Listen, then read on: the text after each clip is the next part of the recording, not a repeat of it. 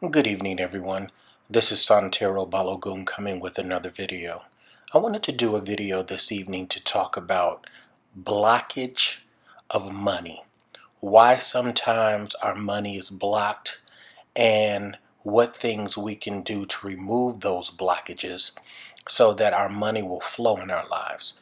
And first, I want us to start off by saying, there is a law, a universal rule that pertains to anything, any facet of our lives, but especially when it comes to money. And so many of us are lighting candles, and so many of us are doing rituals, and so many of us are petitioning our deities for the blessings of prosperity and money. But I wanted to bring some thoughts because oftentimes when we do these rituals, we burn these candles and, anoint these candles with oil. We're doing everything correctly, but we're not finding that our money is flowing continuously. We're not finding that we have what we need.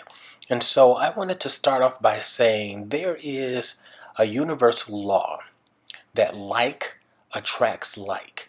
And with that being said, if you owe money, if you have someone that you know that you owe them money and you are expecting money to flow to you, you're doing rituals, you're petitioning your goddess, your God, you're petitioning the divine, you're asking for prosperity and the blessing of money in your life. That's a blockage because of what's owed to someone else. If you have debt in your life and you are not dealing with that debt, that is a blockage. We can light all the candles that we want. We can petition all the deities that pertain to money and blessings. We can go to Ogum and say, Ogum, we need you to clear the path for money. We can go to Elegua and ask Elegua to open up the crossroads and open the doors of opportunity. We can go to Oshun and ask Oshun for her to smear her honey and reach into her gourd and provide us with the blessings that we need.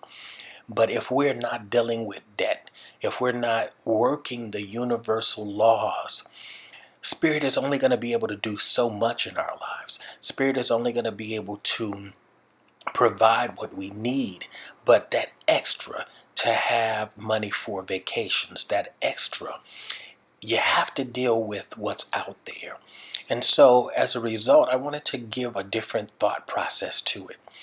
If you don't have enough money to pay back what you owe, there is a system that you can use. There is a universal law by asking your deities, by asking the divine for enough to pay your bills, but also enough to pay back your debt.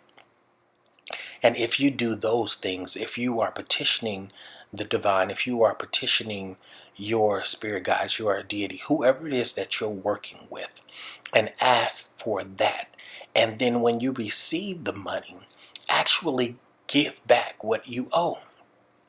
If you have a bill that you've not paid in a long time, and now you've been provided with a little extra, take some of that extra and pay back. And what happens is the universe will acknowledge what you've done.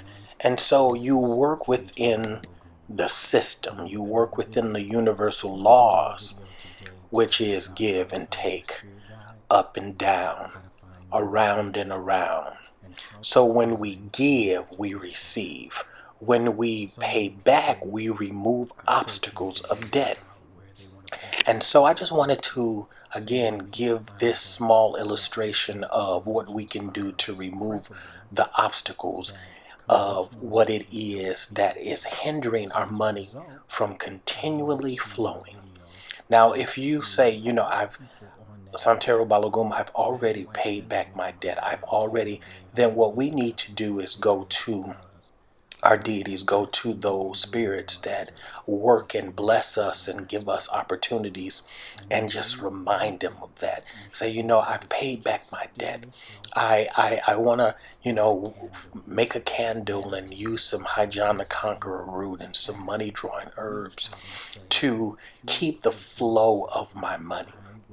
And I guarantee you that because you honored your debt, you honored your paying back, you gave back, you opened up your road, you opened up the door of opportunity so that you can receive more. And I'm speaking from not just what I've seen for my clients, I'm speaking about what I've seen in my life. And so when you have a student loan, when you have that friend, that brother that you borrowed the money from, and you give that money back, the universe's attention, the universe's antenna, God's antenna, your spirit guide's antenna opens up for you and says, this is a person that is trustworthy with money. This is a person that is doing the right thing. And again, sometimes we don't have enough.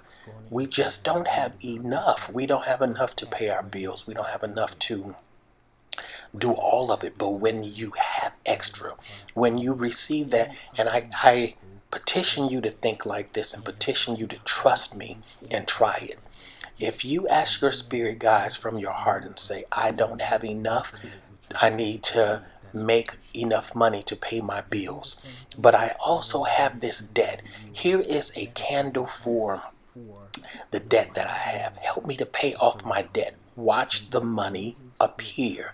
But what you have to do with it is use it to pay your debt.